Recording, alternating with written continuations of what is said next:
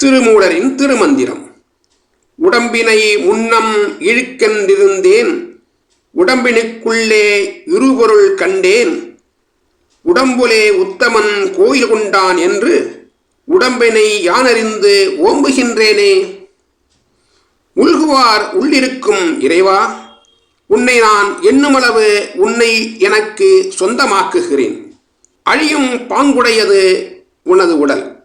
ஆனால் அதனுள் எவ்வளவு சக்தி, எத்தனை வித வல்லமைகள், எத்தகைய விசைகள் மறைந்திருக்கின்றன என்று உனக்கு தெரியுமா? மனிதன் மண்ணுலகினுள் வந்து யுகங்கள் பல கடந்து போய்விட்டன.